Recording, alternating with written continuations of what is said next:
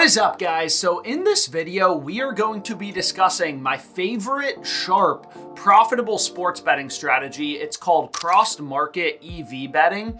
It's the main strategy I use. I use different strategies, but this is the main strategy I use. It's made me, I don't know, out of my net profit, I'm up over 700K lifetime. It's at least made me a few $100,000. And in my opinion, it is the best betting strategy because you have an extremely high confidence in your edge. You know, basically for a fact that the bet you are placing is mathematically profitable, and over a large sample size of bets, you are going to be statistically guaranteed basically to make money if you do this properly.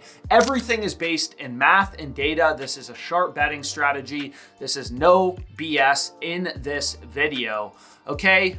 Obviously, most sports bettors lose money, and the hardest thing is identifying what is a profitable bet. Is this a good bet? Is this a bad bet? So what's amazing about this strategy is, again, you have a super high confidence in your edge, right? So I promise you, try placing a couple hundred, 1,000 bets with the OddsJam Sharp Money plan. So the new tool, it's a part of the Sharp Money plan, the cross market EV tool. It is going to show you amazing bets.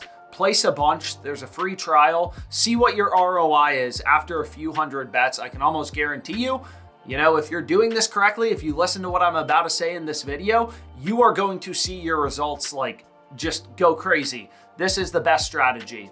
So it all starts with arbitrage. The point of this video is not to discuss arbitrage, but that is a foundation of markets, and it's really important to understanding this strategy. When I started working as a trader, one of the first things they taught us was arbitrage.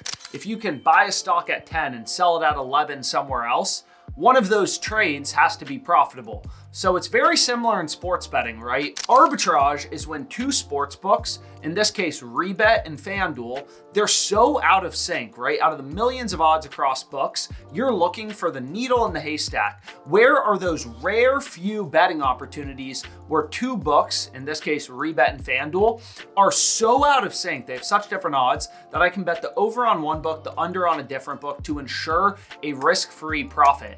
So that's exactly what I did in this example. You can see my bet slips on FanDuel and Rebet. And basically, Baker Mayfield could have gotten injured the first play and had 0 touchdowns, or he could have had 10 passing touchdowns. It wouldn't have impacted me. Regardless of the result, I would have made a risk-free profit, right? That's arbitrage betting. So there's a lot of people who obviously they just arbitrage bet. They like the all green calendar. They like making money every single day. They don't want risk.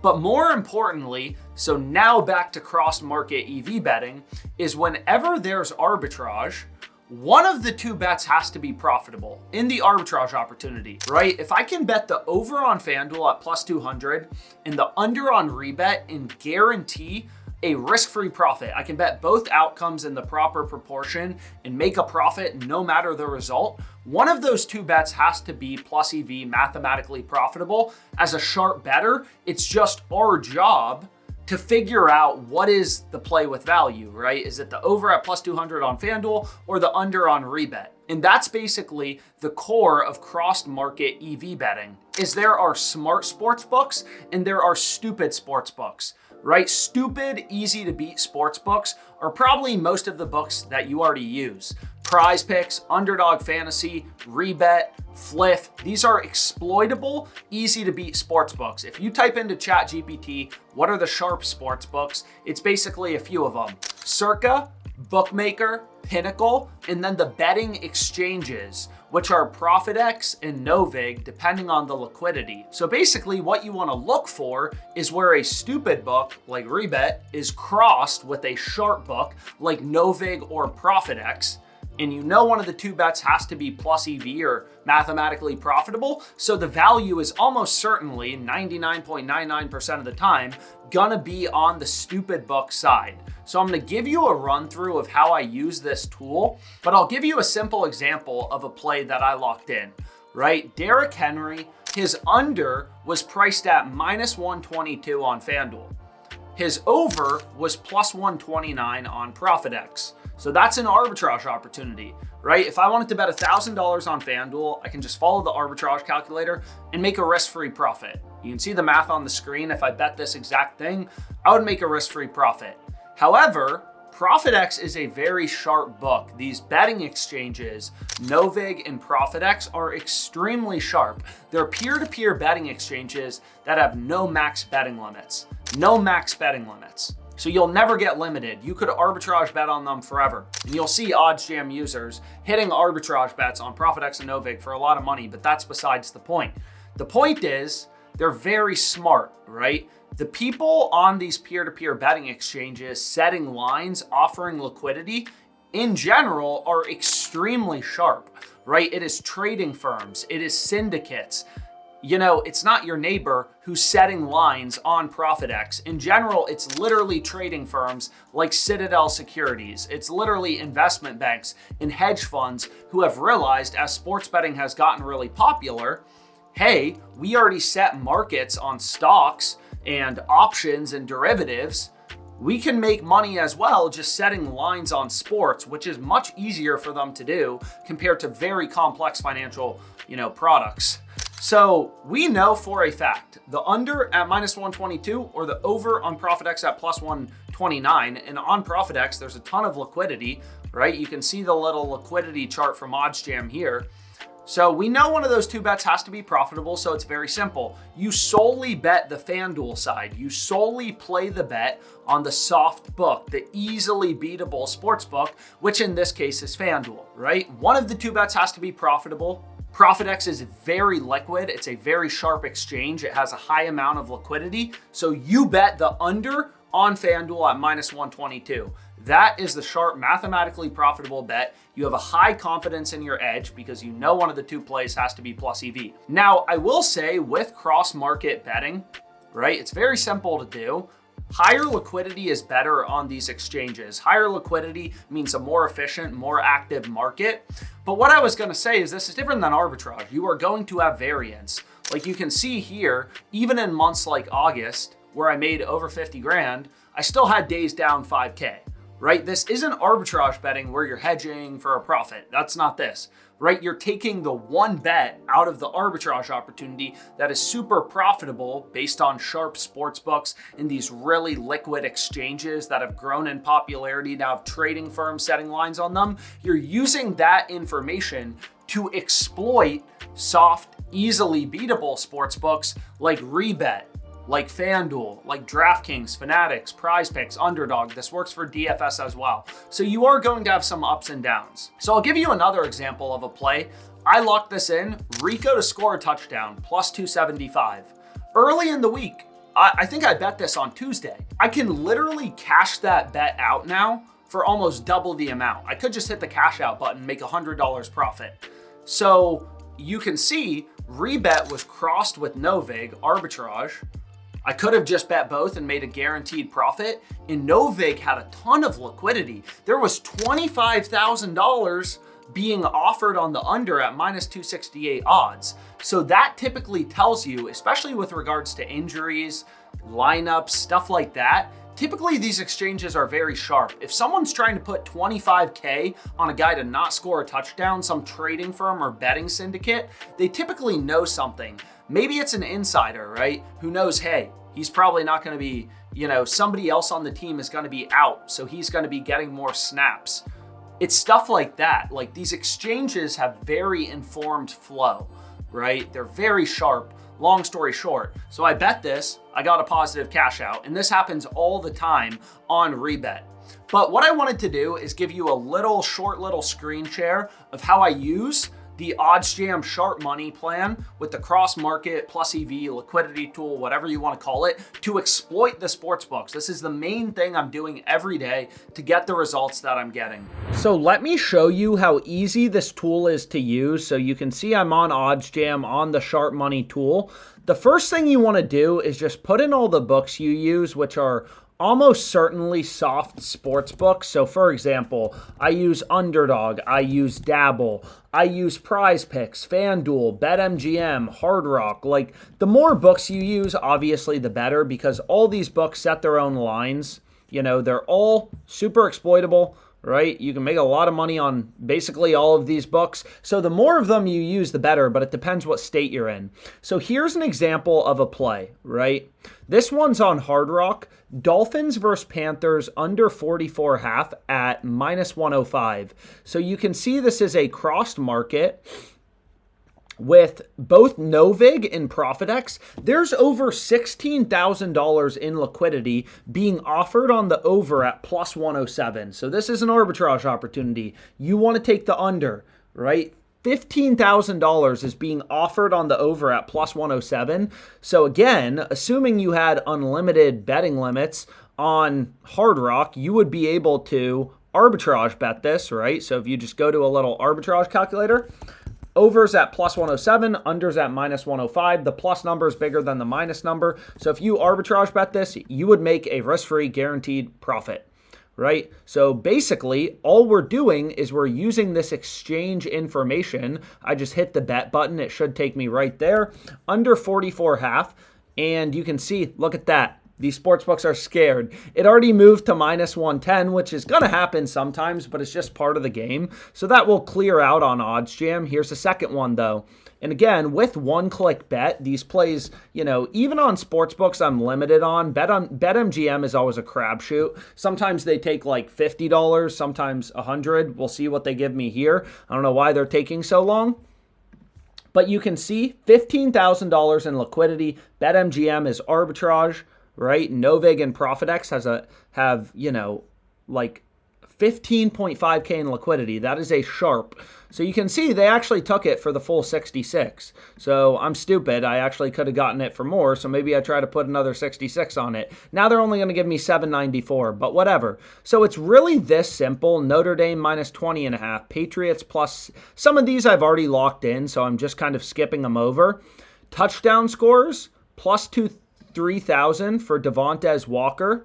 His under is -2464 with $2,000 in liquidity. So literally all I do is I just go down and I place as many of these bets as possible. Hard Rock, you know, I've made too much money off them. They're only going to give me a $10 max bet size. But again, that's kind of how it is. And these plays are so easy, so simple to lock in. You literally just put in the books you use and you go down the tool and you bet until you're at the bottom. It's really that simple. However, let's say you want to do DFS, right? You want to do Prize Picks, Underdog, Owner's Box, Better, you know, these fixed payout DFS sites. So basically, I've gone through the math behind Underdog Fantasy and a variety of other videos, so I don't really want to dwell on it. But on Underdog Fantasy, the best type of slip is a 6-pick entry, and you're getting, when you break down the math, you're getting -116 odds on both the over and the under. Underdog Fantasy is basically just charging you -116, -116 juice. And the best type of slip on Underdog is a 6-pick entry. You can see my little math spreadsheet here. And I've gone through this in detail. But basically, on Underdog, you need 6 picks. So this play is crazy good. Absolutely crazy good. You can see Novig, a very sharp betting exchange. They have a ton of liquidity. They're offering, right, some market maker, some trading firm, some hedge fund. They're offering Rachaad White to score a touchdown at as high as +140, but an average price of +137. There's some at +140, some at +136. So he's a big underdog. That's what they're saying, to score a touchdown. So on Underdog Fantasy, right, if you take a player, I'll show you here, to go over or under, it does not change your payout, right? 3.93x payout. So if I take Rachaad White to score, to not score, I get the same payout. It is a fixed payout book. So obviously, if he's a +140 underdog to score a touchdown, then his under is the heavily favored outcome, right? +140, -116, this is a crossed market, right? That would be arbitrage on Underdog Fantasy. You can't play straight bets, but the point still holds, the concept still holds, that one of these bets has to be profitable. So all you do is you try to find as many picks as possible from this tool. So we go here to Alex Pierce over in receiving yards, another crossed market, the unders plus 119. We have David Montgomery over in rushing yards, Breece Hall over in receiving yards, and Jalen Waddle under 5.5 receptions. So I think the problem is I've already played Montgomery, I believe. We can see, but sometimes they'll tell me like, hey, you can't actually use the same pick twice, which is actually really annoying, but whatever. So let's go here. So there's 5 crossed markets on Underdog, but again, we want to do a 6-pick entry. So there's not 6 picks, it doesn't appear like. So typically what I do is I just then move over to the OddsJam Fantasy Optimizer. This tool, definitely not as profitable as crossed markets, but you can still find some great plays. So check out this college play. Anthony Evans, over 44.5 receiving yards. Literally every other book has his line at 53.5. So this tool is super useful. It's called the OddsJam Fantasy Optimizer for pointing out line discrepancies. So I can try to get this locked in, and you can see they tell me you've already bet on these plays. I think I did it on the live stream earlier. I'm always live streaming. So what I can do is just replace it with a couple other plays that I'm in love with, right? So look at this play, Frazier, over 63.5 rushing. Every other book has his line at 69.5. It's like buying a stock at 63.50 when it's trading in the market. So obviously not everything has to be a crossed market, right? That's not the only type of profitable bet. It's just you know for a fact, we are 100% confident. You can see they already removed Anthony Evans. We're 100% confident, basically, because Underdog is a very stupid, very easy to beat sportsbook. I mean, I'm literally up over 100K on Underdog, literally doing this. So it's a very easily beatable sportsbook, long story short. So the value, the final play we can go with is Drake May. Again, you know, unfortunately, a lot of these DFS sites I'm limited on. Dude, I can't believe them. This is insane. I wanted to make a quick video. So here, Love's line is too high, but I want to get back to it. I mean, the screen share may be a little long, but I'm trying to just show you how I use this tool. So finally, whatever, I'm able to get in a play that took a while. You want to run a 6-man, but on Underdog for a 3-pick entry. So if I just show you a little 3-pick entry, if you select 3 random picks, doesn't matter what they are, you're going to get a 6x payout. Right? So sometimes if there's not a ton of value, but there's some really good plays, like that play on Rachaad White. So you can see Underdog here for a 3-man, 6x payout. You take an over, under, doesn't matter. You replace this pick with another, still a 6x payout. It doesn't matter. Any 3 picks, 6x payout. So if you go through the math on Underdog Fantasy, you will see, so what I need to do is go to this little calculator. I love my calculators. So if I go over to the calculator, right, they're giving you a 6x payout for any 3-pick parlay.